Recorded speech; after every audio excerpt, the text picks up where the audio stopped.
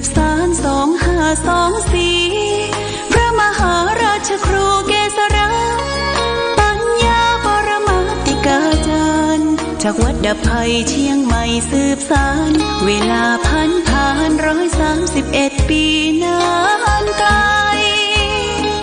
วัดพระบาทอุดมรุ่งเรืองงามตาเจ้าน้อยบุญทาวงศาข้าหลวงปวงเชียงใหม่ปกครองหัวเมืองฟ้าทุ่มเทแรงกายแรงใจทุกชาติพันธุ์รวมใจรักษา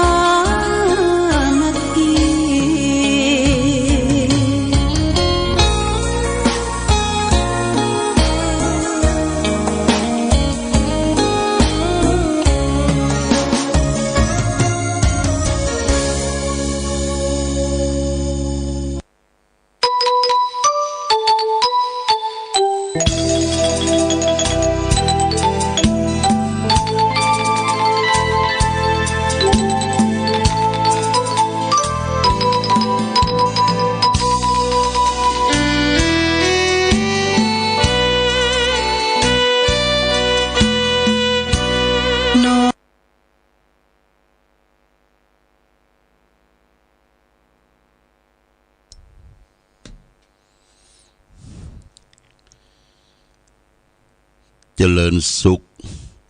ศรัทธาสาธุชนญาติโยมท่านพุทธบริษัททั้งหลายวันนี้รายการธรรมะประทีปส่องต่างก็ได้มาพบปะกับพ่อแม่พี่น้องศรัทธาสาธุชนญาติโยมแห่งครั้งหนึ่งวันนี้เป็นวันศุกร์ที่13เดือนตุลาคมพุทธศักราช2566ซึ่งตรงกับเดือน12เหนือเดือน10ไต่แรม14ค่ำญาติโยมวันนี้เป็นวันศุกร์เป็นวันสุดท้ายของสัปดาห์และก็เป็นวันคล้ายวันสวรรคตของรัชกาลที่9พระบาทสมเด็จพระเจ้าอยู่หัวภูมิพลอดุลยเดชท่านได้สวรรคตในวันที่13เดือนตุลาคมทางภาครัฐเอกชนก็จะได้พร้อมจิตพร้อมใจกันประกอบทำบุญวางพวงมาลาการประกอบทำบุญนั้นส่วนกลางก็จะทำที่กรุงเทพมีการทำบุญตักบาตรส่วนท้องถิ่นส่วนภูมิภาคก็จัดที่ส่วนของจังหวัดสารกลางจังหวัดและส่วนของอำเภอก็ได้จัดที่ได้อำเภอได้มอบหมายไว้ได้นิมนต์พระเจ้าประสงค์พระมหาเถระพระสมณศักดิ์ได้ไปเจริญพุทธมนต์ทำบุญตักบาตรถวายจตุปัจจัยอุทิศส่วนกุศลเนื้อแก่พระบรมราชาธิเบศรสมเด็จพระบาทสมเด็จพระเจ้าอยู่หัวรัชกาลที่9ที่ท่านได้สวรรคตในวันที่13ตุลาคมที่ผ่านพ้นมาวันนี้รายการธรรมะประทีปส่องต่างภาคเจ้าก็ได้มาพบกับศรัทธาญาติโยมสาธุชนแห่งครั้งหนึ่งในภาคกลางคืนวันศุกร์ก็จะได้มาพบปะศรัทธาญาติโยมในภาคกลางคืนนี้ก็จะได้มาพบกันแห่งครั้งหนึ่งก่อนอื่นต้องขออภัยกับญาติโยมท่านสาธุชนทั้งหลายในช่วงตั้งแต่วันที่9มาถึงวันที่2ภาคเจ้าเฮาก็บ่ได้ฟังธรรมะสดๆก็ได้ฟังจากเทปจากการบรรยาย ของตุเจ้าพระสงฆ์รูปอื่นตนอื่นพ่องเพราะว่าได้ติดภารกิจดูแลรักษาสุขภาพร่างกายที่โรงพยาบาลฝางหมอนัดคือไปนอนที่โรงพยาบาลฝางนี่ก็ตั้งแต่วันที่8วันอาทิตย์ญาติโยมที่8วันอาทิตย์ที่นัดไปนอนนั้นเปิ้นจะได้ส่องกล้องดูแลผ่าตัดอย่างนิ้วบ่เป็นอย่างเป็นนิ้วเดียวนิ้วในถุงน้ำดีญาติโยมนิ้วในถุงน้ำดีก็ได้นอนที่โรงพยาบาล1 คืนวันที่9ตอนบ่ายอดข้าวอดน้ำตั้งแต่เที่ยงคืนที่9ตอนบ่ายเข้าตอนเช้าละญาติโยมเข้าตอนเช้าไปถึงเที่ยง9 โมงถึงเที่ยงก็เข้าห้องผ่าตัดหมอก็ทำการผ่าตัดแล้วก็ดมยาสลบอย่างต่างๆก็ผ่านไปด้วยความเรียบร้อยดีงามนะผ่าตัดได้ตะกอนหรือพวกตะกอนที่มันตกตะกอนที่จะเข้าไปในถุงน้ำดีเนี่ยจำนวน21 เม็ดญาติโยมนะอย่างคล้ายๆหินเนี่ยแข็งๆดำๆก็ทำให้เราปวดท้องปวดไส้ทุกระกำลำบากทุกครั้งทุกคราก็ว่ามันเป็นโรคกระเพาะแต่หมอชำนาญการพิเศษชื่อว่าคุณหมอกิตติศักดิ์ที่โรงพยาบาลฝางนี่เพิ่นก็วินิจฉัยว่าเป็นโรคนิ้วในถุงน้ำดีญาติโยมประเด็นนี้เปิ้นก็ผ่าตัดดูดเรียบร้อยแล้วเอาทั้งดีออกไว้ดีก็บ่ฮื้อมันมีละนะบ่มีอย่างที่กรองละแล้วก็ทำการรักษาได้กลับมาจากโรงพยาบาลนี่หลังจากผ่าตัดก็ได้นอน3 คืนก็ได้ห้องพิเศษห้อง101ห้อง812ห้อง812ชั้น8ห้องเบอร์10เบอร์12นี่เปิ้นลงกันเป็นห้องพิเศษคุณหมอแพทย์ก็ดูแลเป็นการอย่างดีทางพยาบาลดูแลเป็นการอย่างดีเพราะว่าโรคนั้นมีหลายโรคโรคเบาหวานน้ำตาลสูงพ่องโรคความดันพ่องเพื่อก็ดูแลทุกอย่างจนได้สำเร็จเสร็จสิ้นแต่ว่านี่ก็เวลาเที่ยงกึ่งหลังจากที่ได้รวมกันทำบุญทอดผ้าป่าสามัคคีที่จะสร้างตึกครูบาชื่นหลวงพ่อชื่นเรียบร้อยแล้วก็เที่ยงเกินก็ได้ออกจากโรงพยาบาลมาถึงวัดถึงว่าก็ได้พักผ่อน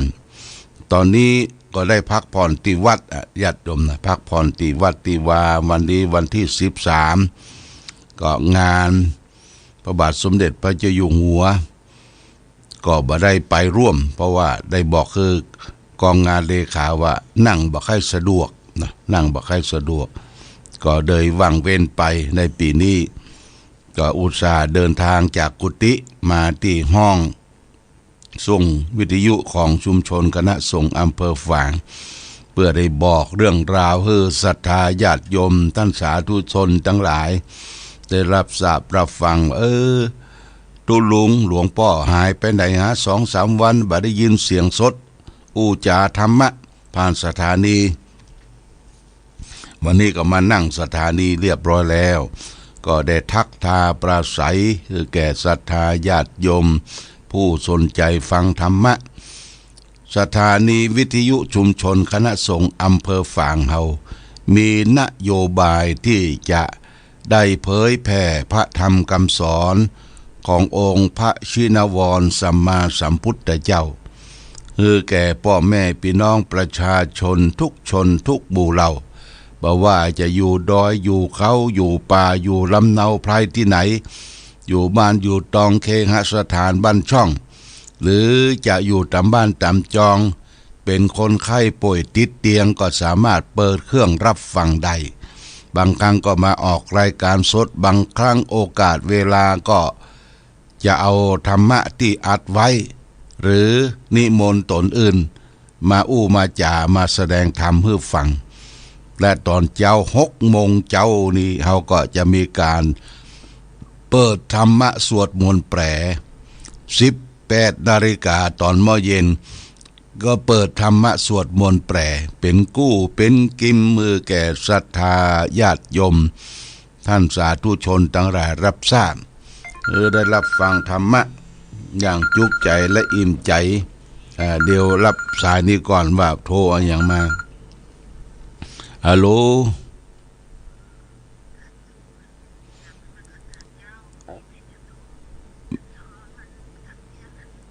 แต่งแก้วน้อแม่น้อเท่าใด500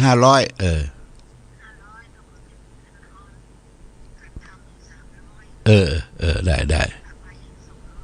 มุทนาออกมาประเดี๋ยวกำลังจะอู้วันแรกเนี่ยประเดี๋ยวเนี่ยกำลังอู้อยู่เนอะแม่เนอะกำลังอู้แล้วเนอะประเดี๋ยวเนี่ยกำลังอู้อยู่มุทนาสาธุได้รับโทรศัพท์จากแม่จันสมวงเขียน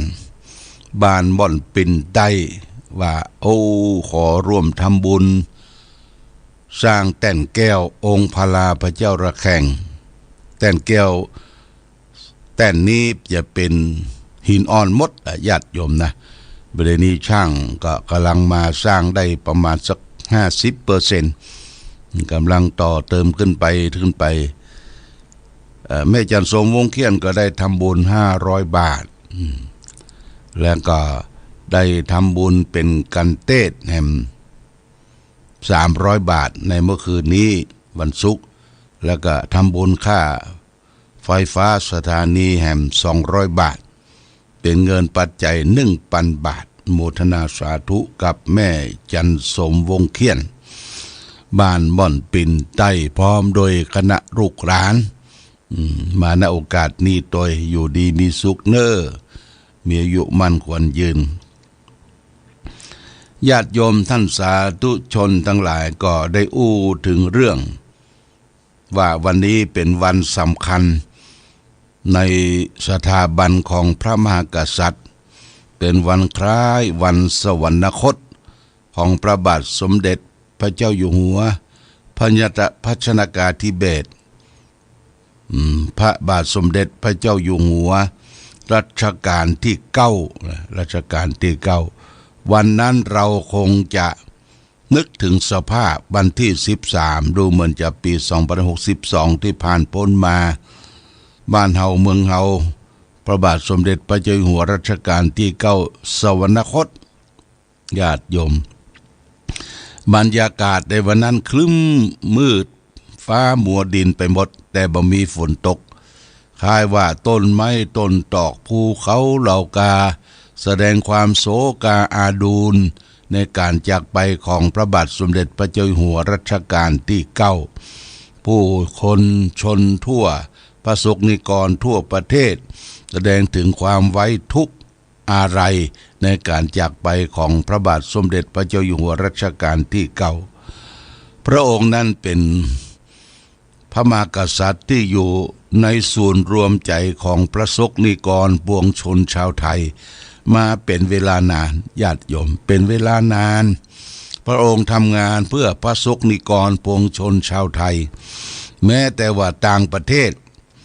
ถึงแม้ว่าพระองค์จะประสูติที่ประเทศอเมริกาหลังจากที่ท่านได้รับตัวแทนเป็นสถาปนาของราชแล้วเปิ้นก็ลาไปต่างประเทศครั้งหนึ่งลาประเทศครั้งหนึ่งแล้วก็ประสบนิกรปวงชนชาวไทยได้โห่ร้องว่าพระองค์ไปแล้วอย่าไปลืมประชาชนประสบนิกรปวงชนชาวไทยพระองค์ตรัสตอบว่าถ้าประชาชนปวงชนชาวไทยเนี่ยบ่ลืมพระองค์จะลืมประชาชนได้จะใดหลังจากนั้นมาพระองค์ก็ได้ เสด็จดำเนินราชดำเนินไปทุกแว่นแคว้นทุกที่ทุกแห่งทุกหนในผืนแผ่นดินไทยกับพระบรมราชินีนาถพระแม่เจ้าของชาวไทยเราองค์ทรงเป็นพระบารมีร่วมกันพระองค์เสด็จไปทุกที่ทุกแห่งทุกหนแม้แต่เมืองฝางนี่ก็มาหลายครั้งหลายคราโดยเฉพาะอย่างยิ่งที่บนดอยอ่างขางนี่ญาติโยมบนดอยอ่างขางแต่ก่อนเป็นสถานที่ปลูกฝิ่นพิษเฮโรอีนเหมาะแก่การที่จะปลูกฝิ่นพิษเฮโรอีนเพราะเป็นดอยเป็นอ่างขางเป็นอ่างมีรอยล้อมรอบเย็นหนาวตลอดทั้งปีแต่ปลูกฝิ่นนี่ก็ดอกดีดอกใหญ่แล้วก็เปิ้นกรีดเอาน้ำยางฝิ่นมาพิษเฮโรอีนทำให้ผู้คนติดเฮโรอีนติดฝิ่นติดกันนักพระองค์ก็ได้รู้ได้ทราบว่าประสบนิกรของพระองค์นั้นบนป่าบนเขาติดยุกติดยาติดฝิ่นติดเฮโรอีนลามปามไปถึงเยาวชนคนของชาติเนี่ยจะทำให้คนเหล่านี้ได้มีชีวิตชีวาได้มีชีวิตที่มีคุณค่าต่อประเทศชาติบ้านเมืองพระองค์ก็เสด็จมาโดยลำพังพระองค์เองนะลำพังพระองค์พร้อมด้วยหมู่ที่เป็นตำรวจตระเวนชายแดนขึ้นไปดูก่อนโดยแต่งตัวเป็นตำรวจตระเวนชายแดนขึ้นขี่ม้าขึ้นไปที่ดอยอ่างขางไปพบกับชาวเขาเขาก็บอกเข้าใจว่าเป็นสมเด็จพ่อของประเทศเป็นพระเจ้าแผ่นดินของประเทศก็ต้อนรับปราศัยอย่างดีว่าเป็นข้าราชการเป็นตำรวจตระเวนชายแดนท่านหนึ่งก็เจิญเข้าไปบ้านแล้วก็เลี้ยงน้ำชาเลี้ยงกาแฟเลี้ยงน้ำชานั้นก็ถ้วยชาญาติโยมนะเก่าแล้วเก่าเล่าแล้วเอาน้ำร้อนใส่แล้วก็แกงเอาน้ำร้อนที่มีน้ำชาออกแล้วก็ใส่น้ำชาเกิ่งถวายให้พระองค์ได้เสวยพระองค์ก็ว่าได้รังเกียจเดียดฉันน้ำชาจากเจ้าเขาเป็นชาพื้นบ้านพื้นเมืองเป็นชาที่พิษเกิดขึ้นเองจากยอดเมี่ยงพระองค์ว่าอร่อยดีนะปลายบ่อปอก็ชาวเขาบนดอยอ่างขางเพื่อก็ยังมวนบุรีคือพระองค์ได้สูบนะได้สูบบุรีมวนบุรีนั่นก็เอายาเส้นใส่ตองข้าวสาลีข้าวโพดเนี่ยมวนให้พระองค์ ได้สูบพระองค์ก็ทรงสูบนะสูบบุหรี่นะต่อหน้าชาวเขาโดยบรังเกียจเดียดฉันยามันจะฉุนจะคืนไปเป็นอย่างอดทนเอาเนี่ยแล้วก็ถามว่าอยู่เป็นจะได้บนดอยร่างกายก็เปี้ยผอมเปิดเรืองกันไปหมดเพราะกินฟินนะญาติโยมฟินนี่ทำให้เป็นยาเสพติดถ้าสูบฟินกินฟินแล้วก็สามารถที่จะไปเหตุการณ์ยะงานได้มันกระตุ้นเป็นยากระตุ้นอย่างหนึ่งแล้วก็เป็นยาฟินแต่ว่าติดนักเข้าเนี่ยความขยันหมั่นเพียรที่เคยมีก็เป็นคนขี้ค้านญาติโยมนะคนขี้การจาม่วนตื่นขึ้นมานอนก็ลงงงนะสุมาจะเอาส้นตีนตืดก้นเนี่ยนอนสูบฟินแพทย์จาม่วนถ้าใครหูออกมานี่เขี้ยวทั้งสองซี่ทั้งหน้าฟันเนี่ยดำเกกเพราะขี้ฟินไปผสมอยู่ที่หันที่อาตมาหูนี่ก็เพราะว่ามีพ่อครูคนหนึ่งชื่อว่าพ่อครูพ่อแดงฟินพ่อแดงยาฟินแต่ก่อนนี้อยู่บ้านสันปะคาเปิ้นมีความรู้จบป .4 ญาติโยมแต่ไปติดฟินเป็นที่มูความรู้ก็มาสอนหนังสือหนังหาที่วัดเปิ้นม่วนนะม่วนจาหวานแป้นฟินนอนออกแอแล้วก็ยาฟินเนี่ย ถ้าเป็นขี้ฟินถ้าฟินหมดแล้วก็เอาขี้เก่ามันออกมาผสมกับขี้ใหม่แป้นใส่โอ่งมือทำเป็นแป้งมูแล้วก็เอาใส่บ้องสูบแพทย์แต่พร้อมกงเนี่ยป้อแดงขี้ยาหรือป้อแดงยาฟินนี่แต่ก่อนถึงหูได้ทราบได้หันพระบาทสมเด็จพระเจ้าอยู่หัวได้ทรงทราบว่าชาวเขาที่อาศัยอยู่บนพื้นแผ่นดินไทยอยู่ตะเข็บชายแดนที่ดอยอ่างขาง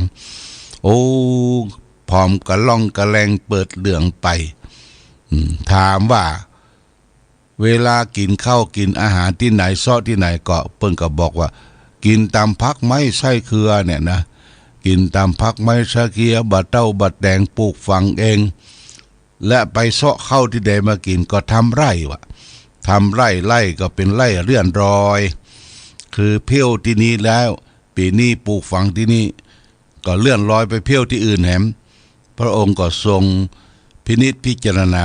อย่างดีบ่ได้ทำไร่เลื่อนรอยทำมือต้นน้ำรำธารที่อยู่บนป่าบนเขาบ่สามารถที่จะดูดซึมเอาน้ำรักษาต้นน้ำรำธารไว้เพราะไปบุกป่าทำลายป่าพระองค์ก็ถามว่าเวลาปวดท้องนักท้องเบาไปที่ไหนเขาก็จี้ว่าเนี่ยไปตามปืนตะล่างเนี่ย ใกล้ๆเนี่ยว่ะแล้วก็ไผไปเพี้ยวมีไผเพี้ยวมีหมูว่าอุดไปกินอย่างเนี้ยขาดสุขภาพร่างกายสุขรักอนามัยบดีพระบาทสมเด็จพระเจ้าอยู่หัวทรงตรัสว่าวันหลังจะเสาะหาสุขาที่รองรับขับถ่ายมาฮือเนอเสร็จแล้วพระองค์ก็กลับจากดอยอ่างขางก็ไปคิดค้นหาอย่างใดวิธีการอย่างใดที่จะพลิกดอยอ่างขางเนี่ยเป็นที่ปลูกฟินพิษเฮโรอีนคือได้มีอาชีพคือได้ปลูกพืชผักผลไม้เมืองหนาวทีแรกพระองค์ก็ทรงคิดว่าจะเอาพืชผักผลผักเมืองหนาวมาปลูกมาฝังเป็นสาลี่เป็นต้นท้อเป็นแอปเปิ้ลปลูกแล้วล้มลุกคุกคานนะเพราะวิชาการทางเกษตรนี่บ่มีญาติโยมพระองค์ก็ได้คือทางเกษตรทางประเทศไทยเนี่ยไปศึกษาที่ปุ่นประเทศไต้หวันจนได้นักวิชาการเกษตรมา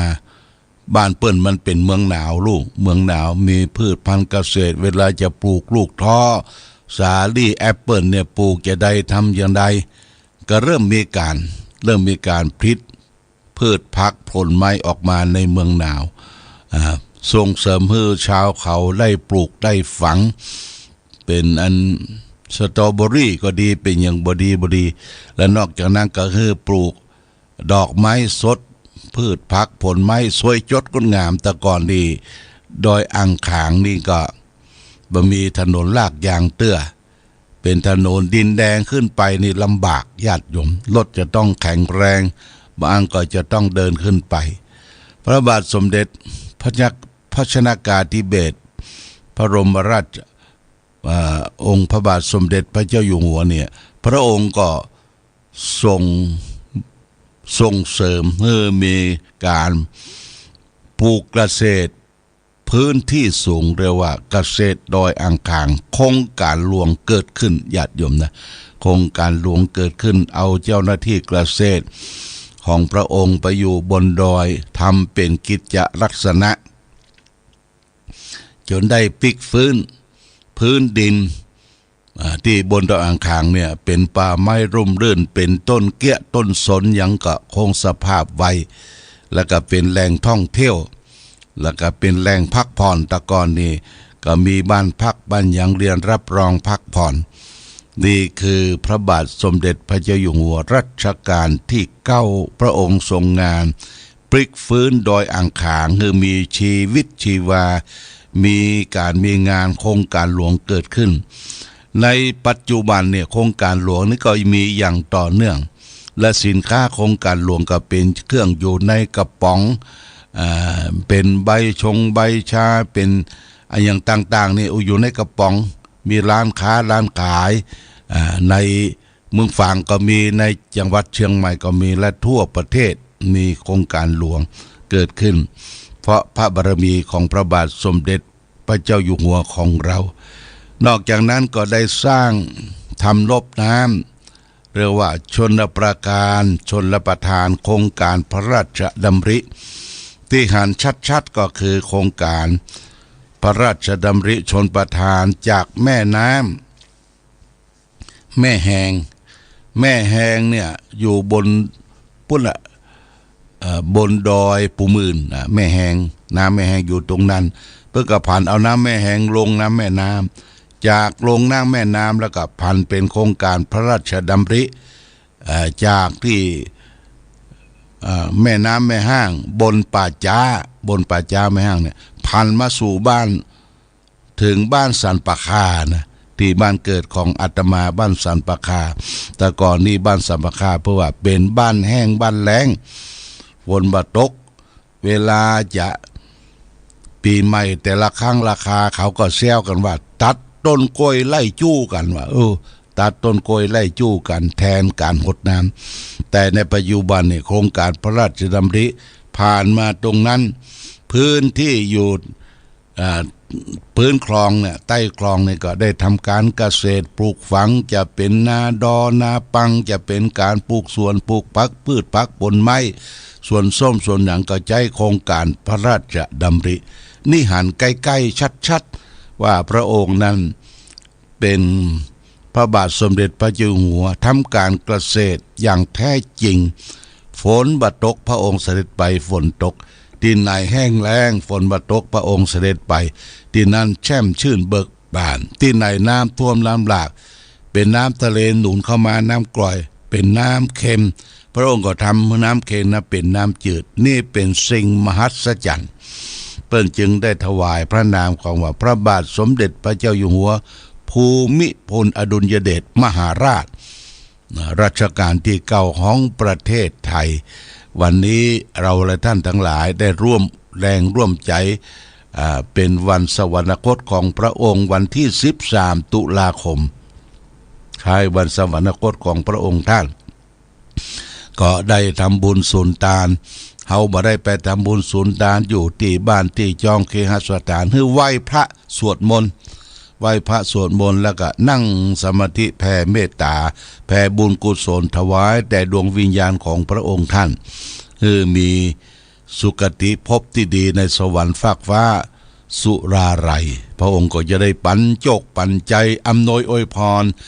ประสงค์นิกรปวงชนชาวไทยมีแต่ความสุขความเจริญยิ่งขึ้นไปอย่างนี้เป็นต้น